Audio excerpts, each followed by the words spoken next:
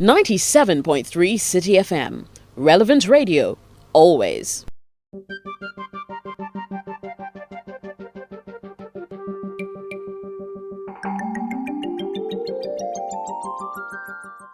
Hello, welcome to another exciting edition of Business Today with me, Vivian Kai Lokko. Today we are speaking to the CEO of Jumia Travel, Paul Midy. Now, Jumia Travel prides itself as the leading online hotel booking website with the largest inventory of hotels and accommodation options available on the continent, that is Africa.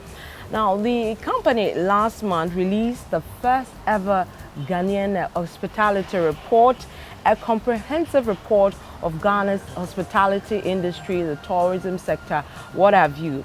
We will be discussing into detail what the report said with the CEO of Jumia Travel, and we'll also look at some major changes they've made to that brand. Let me welcome the CEO of Jumia Travel, Paul Midy. Paul, welcome to Business Today. Thanks a lot. Thanks for your invitation. I've known you guys to be jovago.com, but recently I noticed you've changed your name to Jumia Travel. Exactly. What happened? But I think, we are part of a group that was called the Africa Internet Group. So we were sister company of Jumia, Hello Food, La Moody, Car Moody, like 10 e-commerce companies that are operating across Africa. And we realized that even if we were being part of the same family, we were not bearing and having the same name. And one of the brands in our group, which is a Jumia brand, we realized it was known by everybody across Africa. Very famous brand. So we say, let's rely on this brand. It will help us, all those companies, to get known to more people.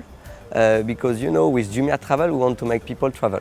So for this I need the people in Ghana to know about my service, about my website, and if I use the Jumia brand I have more chance to get known.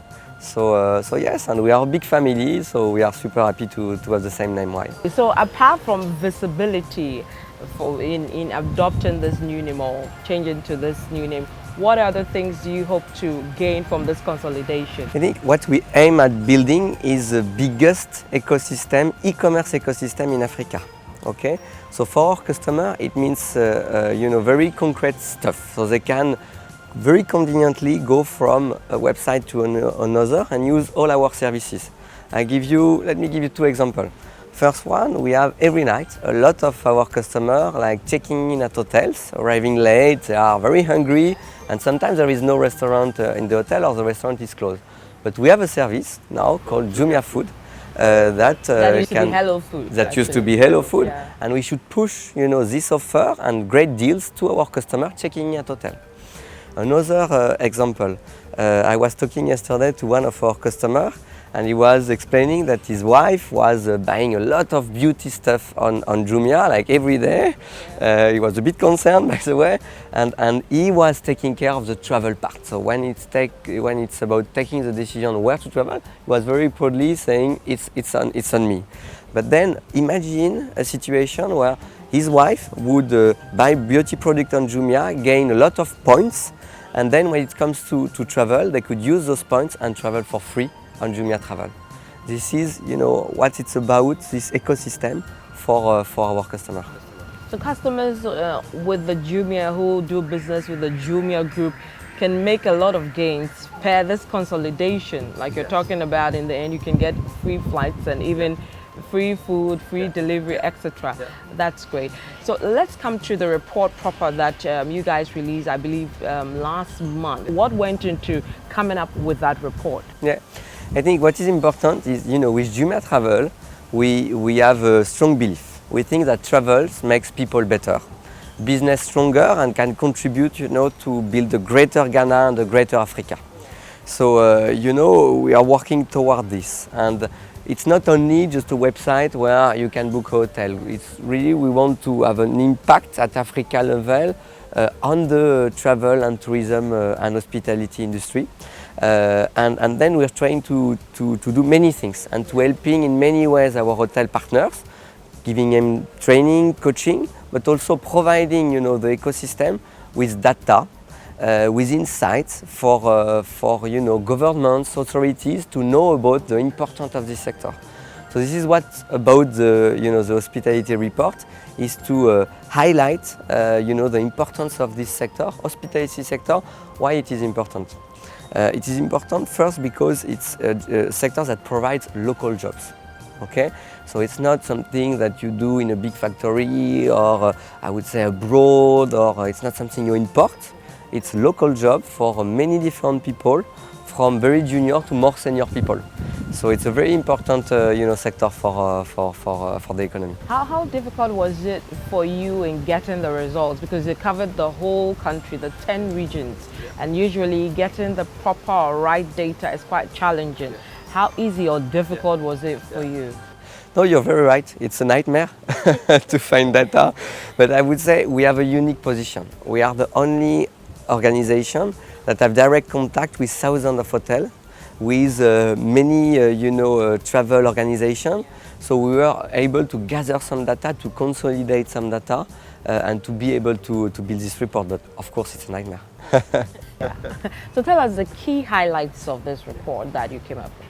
I think one thing which is very important, and not that many people in Ghana knows, that travel and tourism and hospitality industry, it's a big sector for Ghana. So its contribution to the GDP is 8%. So if you take all the richness and all the value that is created in this country, 8% come from this industry. I think it's a major point, and specifically it's creating a lot of jobs. A second one is, when you something very important for a country is the trade that is doing with other country, and you measure this with the trade balance, okay, and you look at the sector, the industry that provides a positive impact on this trade balance. And I think hospitality is the number 4 after gold, after cocoa, after oil, is the number 4 that is providing richness coming from outside to the country to this country. So now I think when we realize this, we were not even clear ourselves before. When we realized this, I think it was quite shocking for us. Now, Per, I think you made a couple of projections for the industry, being the 4th largest earner for Ghana. Now we've seen like cocoa and gold over the years, for as long as I remember, always top 3, and then oil came on board 2010. People are saying the tourism industry or the hospitality has so much potential, but may lag behind at the number 4 position for like ever.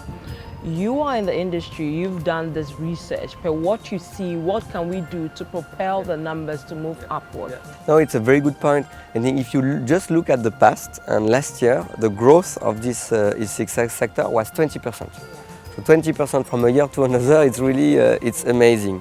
So I would say, if hospitality industry gets stuck at with this kind of growth at the number 4, I think it's good, because it means that cocoa, gold and oil will also grow, which is super good for the economy in Ghana. So I wouldn't say that the objective is for this sector to be number 1 or number 2. I think a good economy should be diversified, and tourism is part of it, but it shouldn't be the only thing. So it's not about being number 3, number 2, number 1. It's about making sure that we grow a lot, and if we do 20% every year, I think it would be that would be interesting. Yeah. So what are some of the things you suggest can be done to grow this industry? I think when we look at the 3 main challenges that all our hotel managers, all the people involved in this industry are talking about, is 3 things. First, infrastructure. Second one is human resources, and third one is cost of operations. So infrastructure, it's internet, of course, and I think here we have made a big jump in the past year, a big step, but there are still other infrastructure to travel, roads, buses, any transportations, and if you want people to travel for business or for leisure, we really need to improve here. So government should work even harder to improve transport infrastructure. It's very key. Otherwise, people, they can't afford to travel if cost of The roads transportation is bad and all that. Why would- Exactly. So when I was spending time yesterday in Accra, when I compare to many cities in the region, it's super good. So for me, it's very positive because I mean that I see that the authorities, they have this in mind, but they should spread it to the whole country. So it's the first thing is infrastructure. The second one, is human resources. Because sometimes people think that operating a hotel is easy, okay, you welcome the guests, you take care of the... It's very complex. When you look at Europe and US, you have many schools that train people to be real professionals. So we need to do this. So with Jumia Travel, we try to contribute. So we organize regularly trainings for our hotel manager, hotel receptionist. But it's something that the government should take care of, building those schools and to develop the industry, okay? And the third and last one I would say is cost of operation. All right. Thank you very much, Paul. We've been speaking to the CEO of Jumia Travel, Paul Midy. He's been helping us understand the recent report they released concerning the hospitality industry in Ghana and why they decided to switch from jovago.com to Jumia Travel. My name is Vivian Kai Lokko. Thank you very much for joining us. Hope to see you again next time. Goodbye.